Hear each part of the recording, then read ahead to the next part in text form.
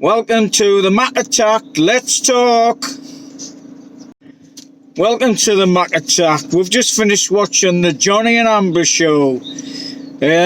Surely it must have been the dog. That is the big question. And we've been watching the lives of a warring couple being played out right before our very eyes. And boy, don't we love it.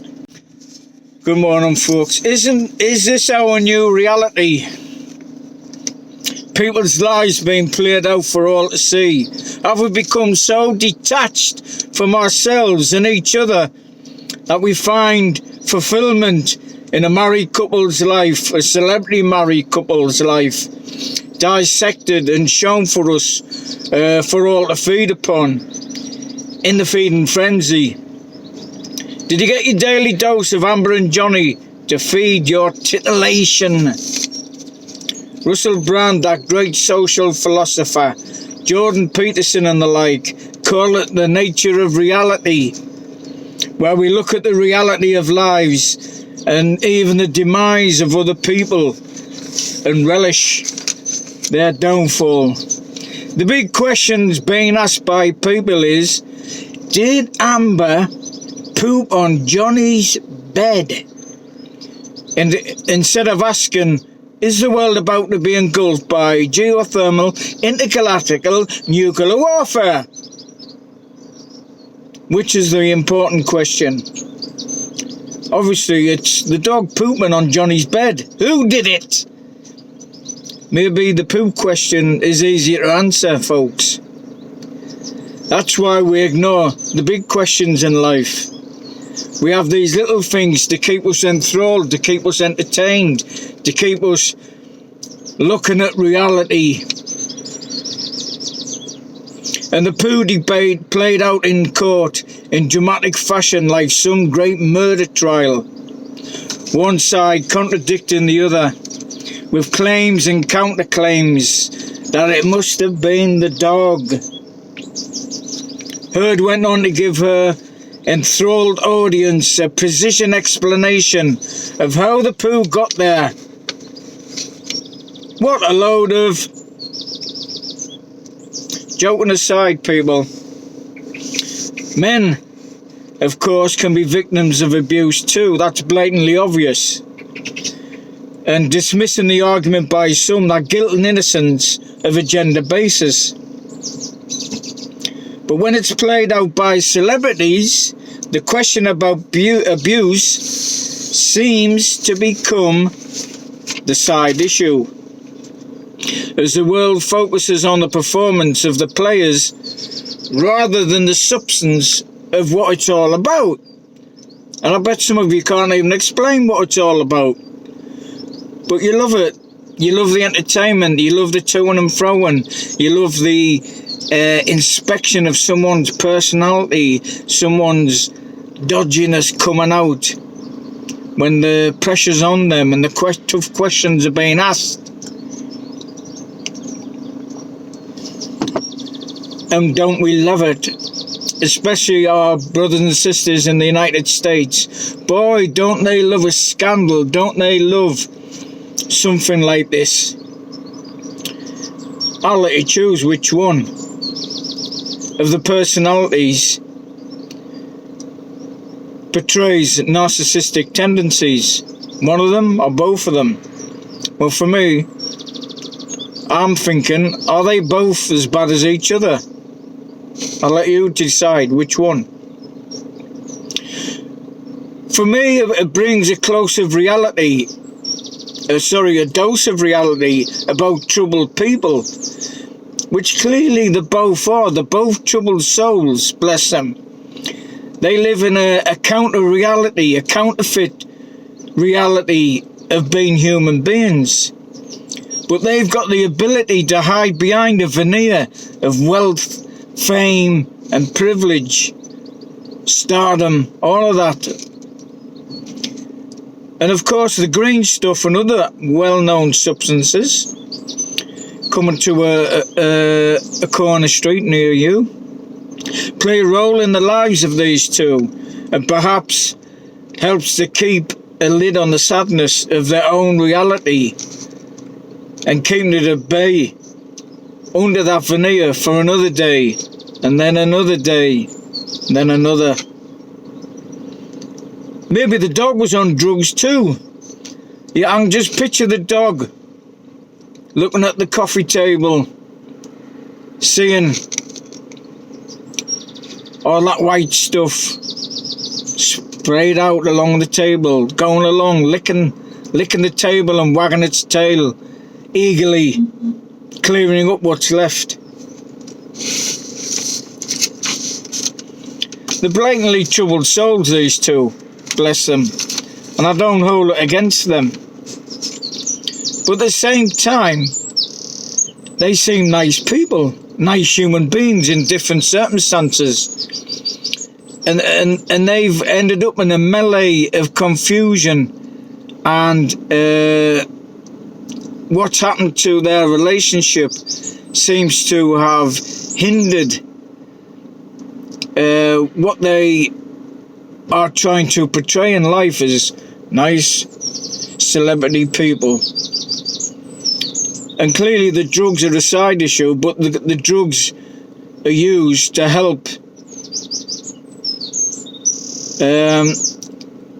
them in their detachment of reality, if you get what I'm saying. Does that make sense? I don't know. And just like most of us, we will revert to the other side of us, the other side of human nature, to defend ourselves when we're being attacked by somebody else, whether it's someone close to us or whether it's a stranger. And when we're being attacked, our whole being, our own, what we're trying to show the world that we are, is being attacked, and we have to come out and defend ourselves. And in the case of Amber, especially, it's not looking too good for her in the way she's defending herself. And of course that brings upon much more inspection by people, more analysis of her personality, and many judgments are being made about her. But clearly she's a very troubled human being. And just because she has fame, wealth, privilege, doesn't mean she deserves some sympathy and some help and a little bit of love from others, so she can get on with her life and Johnny can get on with his life. And as we know, especially in America, some lean upon God as their veneer, as that defense mechanism. But for many, drugs are their God, and what they use is their veneer to hide their realities as well. But as we take a look at Amber and Johnny, perhaps, just perhaps, we're taking a peek at our own lives, in part, the sadness that we have, the sadness that we feel, the veneer that we put so we can find our place in the community, in the world, in life, creating an alternative identity of our true selves, which as human beings is only sadness. When it's someone else, when it's someone famous, we can afford ourselves, and often many do, a little snigger, a snipe, a laugh at someone else's demise, someone else's downfall. It's him, it's her. She's the nasty one, it's all coming out. Blah, blah, blah. I can hear the US media love it all though, don't they? They can't wait. They've created shows, spent millions of dollars just to keep the circus going, to keep that reality of a serious court case, to keep the circus going, to keep that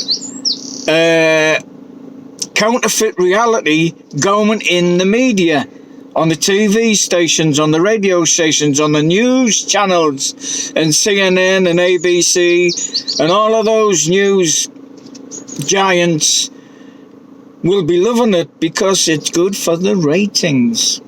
The ratings must have shot up because, let's face it, the world's struggling as people have turned away from the counterfeit news or the counterfeit truth that's portrayed as news in those organisations. But what I find most distasteful from the media munchers with their so-called analysis and the bringing on of the so-called experts, it turns the whole thing into a facade. But hey, what do I know, people? What do I know about anything? But I know the people love it. I wouldn't be out there.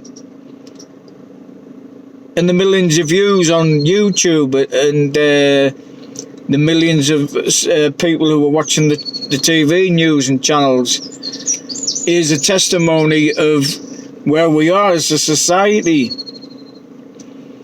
where we're going.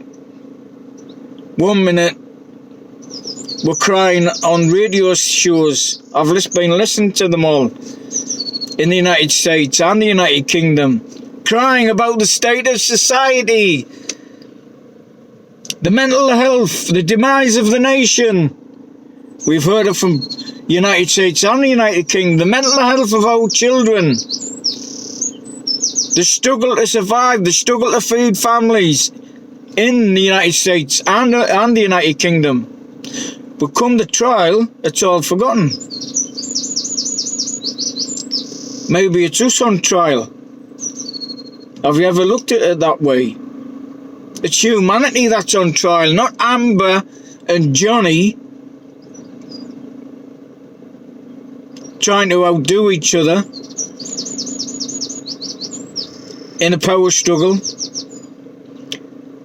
The guilt and the innocence of humans, that's what it's all about. Guilt and innocence. But as I said before, narcissism don't have a gender. It's all about human nature, the reality of human nature, rather than men versus women. Yeah, narcissism don't have a gender. And for the last 20 years, men have been berated as narcissistic, sexist, whatever term you want to throw at men. But it's blatantly obvious that human nature is human nature, whether you're a man or a woman. And maybe that's what it's all about. That is what has been played out as human society metamorphoses into something else. And it has to metamorphose into something far greater than what's been for the last couple of 100 years. And what's been for the last couple of 100 years hasn't been to the benefit of us all as individuals, to our growth, to our enlightenment as individuals, as a group, as a society, as nations. And maybe that's what's being played out in the Johnny and Amber show, folks. Anyway, that's all for me from now. Thanks for watching. Please subscribe. I'll be very much grateful. I really appreciate you looking in on me. I'm no philosopher. I'm just an everyday Joe. I'm poor man's Russell Brand or poor man's Jordan Peterson. I can never be as good as them guys. But I'm praying for you all in the United States and the United Kingdom. And just like you, we have that eternal hope of a better day, of a better future, of a better life. And now that the Johnny and Amber show is over, we can move forward to a brighter day and enjoy the reality and the existence of being human beings. Once again, despite all the troubles. Take care. This is the Macca Show.